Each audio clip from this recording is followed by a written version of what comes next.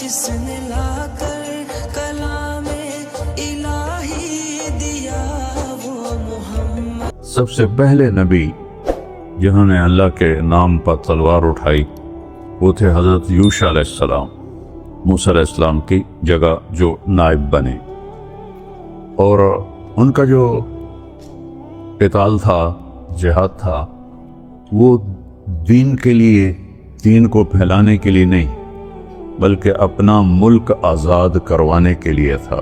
تو اللہ کا دین زندہ ہو اور حق غالب آئے اور باطل مغلوب ہو، اس کے لیے پہلی تلوار اللہ نے ہمارے نبی کو پکڑائی کہ جنہوں نے قاتلوہم حتی لا تکون فتنہ ویکون الدین کلہ للہ، یہ پہلی امت ہے جنہوں نے اسلام کو پھیلانے کے لیے جہاد کیا۔ تو حق و باطل میرے نبی کے دور میں ٹکراتے رہے، آپ کے زمانے میں کوئی 70 کے قریب جہاد کی جماعتیں گئیں۔ تو میرے عزیزو، ایک تاریخ بھری پڑی، اگر اللہ ہمارے ساتھ ہے تو ساری دنیا آ جائے کچھ نہیں بگاڑ سکتی، اللہ ساتھ چھوڑ دے تو پھر چوہے بلے بھی ہمیں ختم کر دیں۔ اور اللہ کو لینے کے لیے ہے مسجدوں کی دوڑ لگاؤ، اللہ کے سامنے جھکو، میں بھی توبہ کروں، آپ بھی توبہ کریں، جھوٹ سے، فحاشی سے، بدماشی سے، ہر کبیرہ گناہ سے، تو پھر اللہ تعالیٰ کی مدد آتی ہے۔ جب آتی ہے تو نظام سارا تبدیل ہو جاتا ہے۔ تو یہ حق و باطل تو ٹکراتے رہیں گے، اور جب تک سورج مغرب سے نہیں نکلتا یہ ٹکراؤ چلتا۔ الحرب سجال بیننا ینالون منا وننال منہم، جنگ ہمارے اور باطل کے درمیان ڈول کی طرح رہے گی، پانی کے ڈول کی طرح، کبھی ڈول ادھر چلا جائے گا، کبھی ڈول ادھر چلا جائے گا، لیکن مسلمان کو کوئی گھاٹا نہیں ہے، اس کے شکست بھی فتح ہے کہ وہ شہید ہو کے جنت میں چلا گیا، اور کافر کی فتح بھی شکست ہے کہ وہ جیے یا مرے وہ جہنم میں جائے گا۔ تو ساری قوم سے درخواست ہے کہ نماز کا اہتمام کرے، دعاؤں کا اہتمام کرے، اور کبیرہ گناہوں سے توبہ کرے، اور اپنے اللہ کے سامنے نفل پڑھ پڑھ کر دعا کریں اپنے ملک کے لیے، اپنی قوم کے لیے، اسلام کے لیے، کہ اللہ تعالیٰ ہمیں ان مکار دشمنوں کے شر سے اللہ ہماری حفاظت فرمائے، اور اللہ افواج پاکستان اگر دوبارہ ٹکر ہوتی ہے تو اللہ تعالیٰ کامیابی نصیب فرمائے۔ سب اس کا اہتمام کریں۔ السلام علیکم ورحمۃ اللہ وبرکاتہ۔ بسم اللہ الرحمن الرحیم، والصلاة والسلام علی رسولہ الکریم وعلی آلہ واصحابہ اجمعین۔ اللہ تعالیٰ نے حق و باطل کا ٹکراؤ قیامت تک رکھا ہے، دونوں ایک ہی دن اتارے گئے۔ جس دن اللہ تعالیٰ نے آدم علیہ السلام کو اتارا اسی دن شیطان بھی اتر رکھے۔ تو چند دنوں بعد ہی ایک باطل کا نمونہ بنا قابیل، اور ایک حق کا نمونہ بنا حابیل۔ قابیل نے حابیل کو قتل کیا۔ اس میں ایک اشارہ یہ بھی ملتا ہے کہ اکثر جو رنجشیں ہیں وہ رشتہ داروں میں زیادہ ہوں گی، اوروں سے کم ہوں گی۔ تو رسول پاک صلی اللہ تبارک و تعالی علیہ وسلم کی زندگی، پہلے نبی جنہوں نے دین کو زندہ کرنے کے لیے تلوار اٹھائی وہ ہمارے نبی ہیں۔ موسیٰ علیہ السلام تک کسی نبی نے تلوار نہیں اٹھائی، بلکہ براہ راست اللہ کے عذاب سے قومیں تباہ ہو جاتی تھی۔ موسیٰ علیہ السلام پر تورات کے اترنے کے بعد جو براہ راست عذاب تھے وہ کم ہو گئے، نہ ہونے کے برابر۔ اول من قاتل فی سبیل اللہ یوشع، سب سے پہلے نبی جنہوں نے اللہ کے نام پر تلوار اٹھائی وہ تھے حضرت یوشع علیہ السلام، موسیٰ علیہ السلام کی جگہ جو نائب بنے۔ اور ان کا جو قتال تھا، جہاد تھا، وہ دین کے لیے، دین کو پھیلانے کے لیے نہیں بلکہ اپنا ملک آزاد کروانے کے لیے تھا۔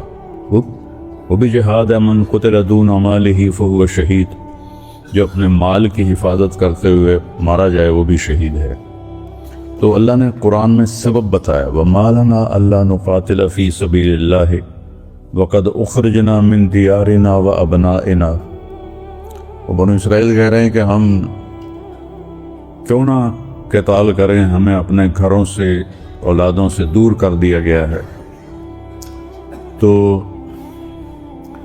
دوسرا، یا قوم ادخلوا الارض المقدسۃ التي كتب اللہ لکم، یہ ہے جو موسیٰ علیہ السلام کہہ رہے تھے، اور جو پہلی آیت پڑھی ہے وہ طالوت اور جالوت والی ہے۔ تو اللہ کا دین زندہ ہو اور حق غالب آئے اور باطل مغلوب ہو، اس کے لیے پہلی تلوار اللہ نے ہمارے نبی کو پکڑائی کہ جنہوں نے قاتلوہم حتی لا تکون فتنہ ویکون الدین کلہ للہ، یہ پہلی امت ہے جنہوں نے اسلام کو پھیلانے کے لیے جہاد کیا۔ یہ ملک گیری کے لیے نہیں تھا۔ یہ مغیرہ بن شعبہ رضی اللہ تعالیٰ عنہ جب ایران کے بادشاہ کو دعوت دینے گئے تو اس نے کہا یزدجرد نے، اگر ہم مسلمان ہو جائیں تو پھر کیا کرو، ہم یہیں سے واپس چلے جائیں گے، ہماری تمہاری کوئی لڑائی نہیں ہے، بس پھر تمہارے ملک میں آئیں گے تجارت کے لیے، ہمارا تمہارا اس کے بعد کوئی جھگڑا نہیں ہے۔ تو حق و باطل میرے نبی کے دور میں ٹکراتے رہے۔ آپ کے زمانے میں کوئی 70 کے قریب جہاد کی جماعتیں گئیں، تو فضا بنی ہوئی ہے، تو اس کے لحاظ سے میں آج آپ کو مختصر ایک جنگ کا واقعہ سناتا ہوں جو میرے نبی کے دور میں ہوئی۔ 8 ہجری میں آپ نے بادشاہوں کو خطوط لکھنے شروع کیے اور ان کو دعوت دینا شروع کی۔ بنو اسرائیل کے جو انبیاء تھے وہ ساری قوموں کی طرف نہیں تھے، اس لیے وہ صرف بنی اسرائیل میں محنت کرتے تھے۔ ہر قوم کے لیے الگ نبی تھا، لِكُلِّ قَوْمٍ هَادٍ وَإِن مِّنْ أُمَّةٍ إِلَّا خَلَا فِيهَا نَذِيرٌ۔ تو اللہ تعالیٰ نے ہر قوم قبیلے میں نبی بھیجے۔ بنو اسرائیل کے نبی صرف بنو اسرائیل کے لیے آتے تھے، ہمارے نبی تھے للعالمین نذیرا، سارے عالمین کے لیے۔ تو آپ نے جو ہمسایہ ملک تھے ان کو خطوط بھیجے کہ ایمان لے آؤ۔ تو 8 ہجری میں آپ نے حارث بن عمیر ازدی رضی اللہ تعالیٰ عنہ کو خط دے کر بھیجا اردن کے حکمران کی طرف۔ تو راستے میں موتا ایک جگہ آتی ہے، وہاں پر عیسائی عربوں کی حکومت تھی۔ عربوں میں 2 قبیلے بدنصیب نکلے جنہیں جو ایمان سے محروم رہے، باقی سارے عرب ایمان لے آئے۔ ایک تھے بنو تغلب اور ایک تھے بنو غسان۔ تو موتا پر بنو غسان حکمران تھے عیسائی، تو ان کا اس وقت حاکم تھا شرحبیل بن عمیر الازدی، شرحبیل بن عمر الازدی، شرحبیل بن عمر الغسانی۔ جو میرے نبی کے قاصد تھے وہ تھے حارث بن عمیر قبیلہ ازد کے۔ تو وہ اس نے وہاں سے وہ گزرے تو آگے جا رہے تھے، انہوں نے ان کو پکڑوا لیا، پوچھا کہ کون ہو، کدھر جا رہے تھے، انہوں نے سارا بتایا۔ تو تو سفیر کو قتل کرنا شروع سے ناجائز تھا، غیر قانونی تھا شروع سے۔ اس کی بدبختی اس نے ان کو قتل کروا دیا، حضرت حارث بن عمیر رضی اللہ تعالیٰ۔ جب اللہ تعالیٰ کے محبوب کو یہ خبر ملی تو آپ نے لشکر کو تیار کرنے کا حکم دیا اور 3000 کا لشکر تیار کیا، اور ارشاد فرمایا کہ ان پر امیر بنایا کس کو؟ غلام کو، کہ قوم کا فرق مٹایا، غریب امیر کا فرق مٹایا، کہ زید ابن حارثہ امیر ہے، اگر یہ شہید ہو جائیں تو اس کے بعد اپنے چچا زاد بھائی حضرت جعفر کا نام لیا، پہلے غلام کا نام لیا پھر اپنے کزن کا نام لیا، اگر زید شہید ہو جائیں تو پھر جعفر ہے، اور اگر جعفر شہید ہو جائیں تو عبداللہ بن رواحہ ہے، اور اگر یہ بھی شہید ہو جائیں تو پھر جسے چاہو امیر بنا لو۔ ایک یہودی وہاں مجلس میں تھا، کہنے لگا یہ تینوں کو تو شہادت مبارک ہو، کیونکہ نبی کا قول اگر بھی یہ ہوتا ہے نا وہ یقینی ہوتا ہے، وہ اگر ہمارے لیے ہوتا ہے ہو کہ نہ ہو، نبی کا اگر بھی یقینی ہوتا ہے۔ تو آپ نے اس لشکر کو روانہ فرمایا۔ اللہ تعالیٰ نے ہمیں قرآن میں بتایا ہے إِن يَنْصُرْكُمُ اللَّهُ فَلَا غَالِبَ لَكُمْ، اگر میں تمہاری مدد کروں تو تم پر کوئی فتح نہیں پا سکتا، تمہیں کوئی ہرا نہیں سکتا۔ وَإِن يَخْذُلْكُمْ، اگر میں ہی تمہیں چھوڑ دوں، فَمَنْ ذَا الَّذِي يَنْصُرُكُمْ مِنْ بَعْدِهِ، کون تمہاری مدد کرے گا؟ تاریخ ساری میرے دماغ میں ایسے گھوم رہی ہے کہ طاقت کے باوجود بھی جب اللہ مسلمانوں کی مدد سے ہٹا تو کیسے خشک پتوں کی طرح ان کو اڑا دیے۔ إِن يَمْسَسْكَ اللَّهُ بِضُرٍّ فَلَا كَاشِفَ لَهُ إِلَّا هُوَ، میں مصیبت ڈال دوں تو میرے سوا کوئی ہٹا نہیں سکتا۔ إِن يُرِدْكَ بِخَيْرٍ فَلَا رَادَّ لِفَضْلِهِ، بھلائی مدد کا ارادہ کرو تو مجھے کوئی روک نہیں سکتا۔ ما يفتح اللہ للناس من رحمت فلا ممسک لها، میری طرف سے رحمت اور مدد کا دروازہ کھل جائے کوئی بند نہیں کر سکتا۔ وما يمسک، اور اگر میں ہی بند کر دوں، فلا مرسل له من بعد، کوئی نہیں آئے گا تمہاری مدد کے لیے۔ ایسے کتنی آیات ہیں قرآن پاک میں۔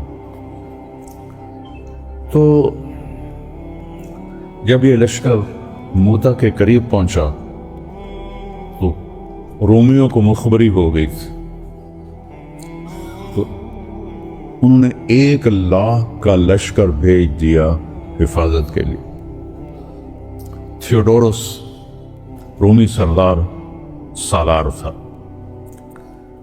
اب جب پتہ چلا تو وہ 1,00,000 ہے، اچھے 3,000، کوئی تو 19-20 کا فرق ہو، 3,000 1,00,000 علاقہ بھی ان کا، تو صحابہ میں گھبراہٹ پھیل گئے۔ ایک طبی چیز ہے، جنگ بدر میں بھی وَإِنَّ فَرِيقًا مِّنَ الْمُؤْمِنِينَ لَكَارِهُونَ، جب ہم نے بدر کی طرف تمہیں لے جانا چاہا تو تم میں سے بہت سارے گھبرا رہے تھے کہ ہم تو غیر مسلح ہیں، کیسے لڑیں گے۔ یہ فطرت ہے، اسے خوف نہیں کہتے، یہ انسانی فطرت۔ تو سارے کرایہ بنی کہ اللہ کے نبی کو اطلاع کریں، پیچھے ہٹ جائیں اور مدد طلب کریں، جب مدد آ جائے پھر حملہ کریں۔ تو عبداللہ بن رواحہ رضی اللہ تعالیٰ عنہ کہنے لگے اتخافون من الموت، موت سے ڈرتے ہو؟ ما نحن الا باحدى الحسنيين، سبحان، ارے اللہ کے بندو، ہمارے سامنے 2 رحمتیں سچی پکی ہیں، 2 کامیابیاں سچی پکی ہیں، اگر ہم فتح پاتے ہیں تو ہمارے لیے کامیابی ہے، ہم غازی ہیں، اور اگر ہم مارے جاتے ہیں تو ہم شہید ہیں، وہ بھی کامیابی ہے، تو پھر موت سے کیا ڈر؟ اگر بازی عشق کی بازی ہے، جو چاہو لگا دو، ڈر کیسا؟ جب عشق کی بازی ہے تو اس میں کیا ڈرنا ہے؟ اگر جیت گئے تو کیا کہنا، ہارے بھی تو بازی مات نہیں۔ اگر جیت گئے تو کیا کہنا، ہارے بھی تو بازی مات نہیں۔ ہماری تو میدان جنگ میں اللہ کے لیے لڑتے ہوئے موت تو عین مطلوب ہے۔ علامہ اقبال نے کہا تھا، شہادت مطلوب مقصود مومن، نہ مال غنیمت نہ کشور کو شبی۔ اس سب کی ہمت بن گئی۔ یہ عجب اسلام کی تاریخ ہے، ایسا کبھی نہیں ہوا کہ اتنے تھوڑے اتنے لشکروں سے لڑ جائیں، یہ صرف مسلمانوں نے کیا ہے۔ تو حضرت زید نے جھنڈا اٹھایا۔ میں موتا گیا ہوں، موتا کا میدان جنگ دیکھا ہے سارا، اور وہ میں پھر بعد میں بتاتا ہوں۔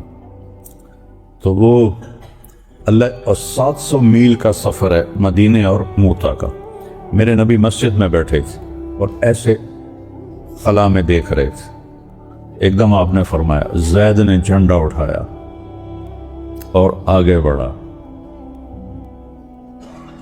کتنے درمیان میں رکاوٹیں ہیں، دیکھو نا، اس دیوار کے پیچھے مجھے تو نظر نہیں آ رہا۔ 700 میل کی رکاوٹوں کو اللہ میرے نبی کے لیے ہٹا رہا ہے، اور آپ کہہ رہے ہیں زید نے جھنڈا اٹھایا اور آگے بڑھا اور قتال کیا اور قتل ہوا، ودخل الجنہ، اور جنت میں داخل ہو گیا۔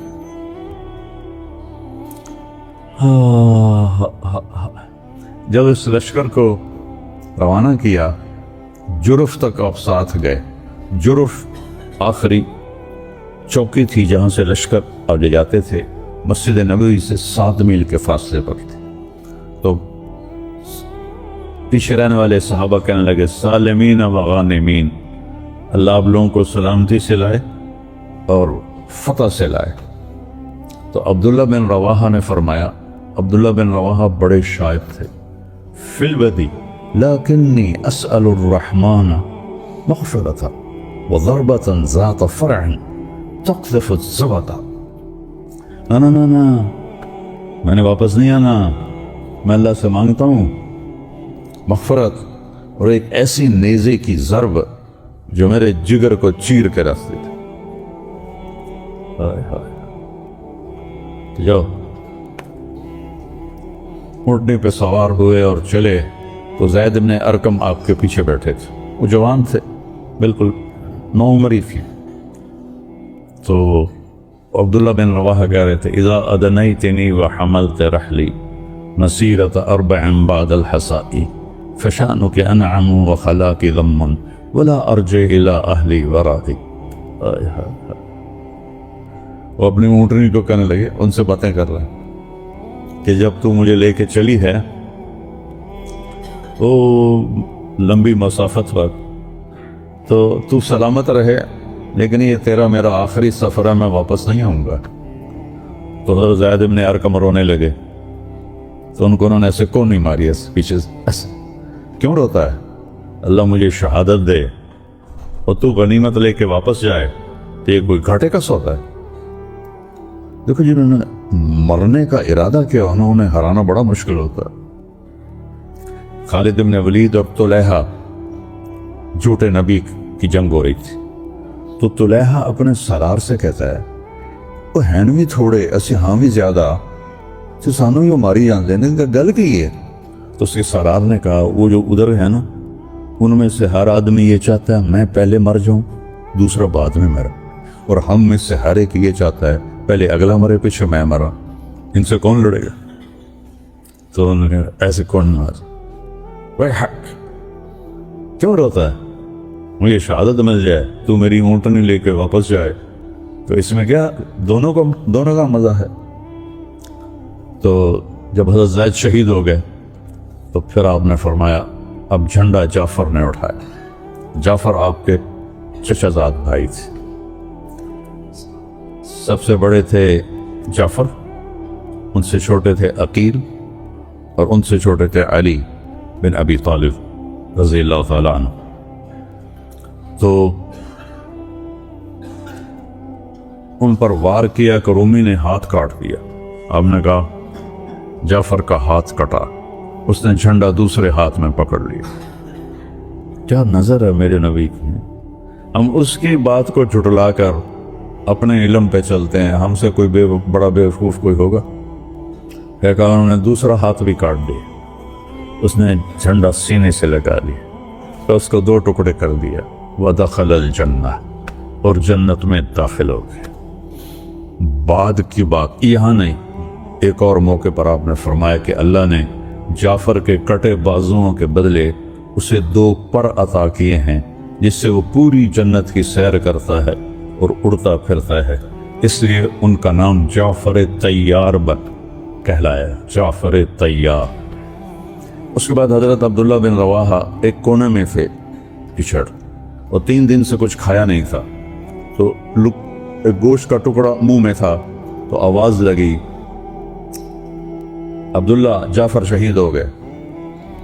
یہ جو پہلے 2 حضرات تھے یہ متوسط لوگ تھے، عبداللہ بن رواحہ بڑے امیر کبیر آدمی تھے، پہلے 2 مہاجر تھے، یہ مدنی انصاری تھے، ان کے باغات تھے، ان کی 4 بیویاں تھیں، ان کے غلام تھے۔ تو جب آواز لگی نا کہ عبداللہ جھنڈا، تو ایک دم ذرا دل میں کھٹک آئی، ہائے 4 بیویاں، باغ، غلام، اولاد، ایک تھوڑا سا دل پکڑا گیا، یہ تو ایک فطری چیز ہے۔ تو ایک دم اپنے آپ کو جھٹکا، کیا چاہتا ہے؟ بیڑیاں سب کو 3 طلاق، کیا چاہتا ہے؟ غلام سب آزاد، کیا چاہتا ہے؟ باغات سب صدقہ۔ اب اقسمت یا نفس لتنزلن کارہتن او لتطاوعن ان اجلب الناس وشد الرن ما لی اراکی تکرہین الجنہ هل انت الا نطفة في شنہ یا نفس باللہ تقتلی تموتی هذا حمام الموت كالسلیتی ان تفعلی فعلاہما ہدیتی۔ پتہ نہیں مجھے کہاں سے یاد آ گئے یہ سارے اشعار، سبحان اللہ۔ میں کوئی مطالعہ کر کے تھوڑا ہی آتا، یہ مجمع کی برکت سے چیزیں ٹک ٹک ٹک ٹک ٹک ٹک آنی شروع ہو جاتی۔ میں کہا اے نفس قسم ہے تجھے رب کی، تجھے میدان میں اترنا ہوگا، تیرا جی چاہے یا نہ چاہے تجھے آگے بڑھنا ہوگا۔ بہت عرصہ تو نے موج میلہ کر لیا، اب آگے بڑھ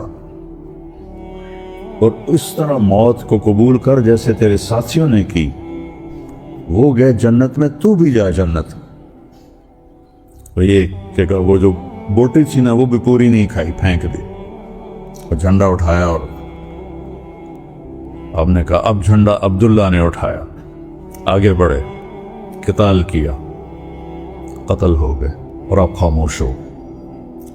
تو یہ مدینے کے تھے، تو مدینے والوں پر قیامت ٹوٹ گئی، لگے ہیں پہلے دونوں کی دفعہ تو ایک دم کہہ دیا تھا جنت میں چلا گیا، تو عبداللہ کے لیے خاموش کیوں ہو گئے؟ وہ سب کے رنگ پیلے پڑ گئے مدینے والوں۔ پھر آپ نے تھوڑی دیر کے بعد فرمایا وَدَخَلَ الْجَنَّةَ، اور جنت میں داخل ہو گیا۔ تو ابھی بات آپ کی چل رہی تھی، لیکن میں پیچھے سے بات لے آ کے مکمل کرنا۔ مدینے والوں نے پوچھا یا رسول اللہ، آپ نے عبداللہ کے بارے میں دیر سے کیوں کہا، تھوڑا وقفہ کیوں کیا؟ کہا اس کے دل میں تھوڑی کھٹک آ گئی تھی، بیوی، بچے، غلام، تو اس لیے تھوڑی سی دیر ہوئی اس کو جانے میں، وہیں پہنچا ہوئے۔ اب جھنڈا گر گیا تو ثابت بن اکرم انصاری ایک بدری صحابی ہے، ہاں ان سے واقع، جب لشکر آمنے سامنے ہوئے تو ابو ہریرہ رضی اللہ عنہ کی پہلی جنگ تھی یہ اسلام کے بعد، اور آگے ہکلک تو عدت رائدار، ان کا ایک رنگ آئے ایک جائے، ایک آئے ایک جائے، تو ان کے ساتھ کھڑے تھے ثابت بن اکرم رضی اللہ عنہ، اکرم قاف کے ساتھ۔ انہوں نے ایسے دیکھا کہ ابو ہریرہ کانک تری جموعا کثیرا لگتا ہے یہ بڑے لشکر دیکھ کے ڈر رہے ہو؟ کہنے لگا ہاں ڈرتا تھا۔ آپ نے کہا ما شہدت معنا بدرا، تو بدر میں ہمارے ساتھ نہیں تھا۔ انا لا ننصر بالکثرة،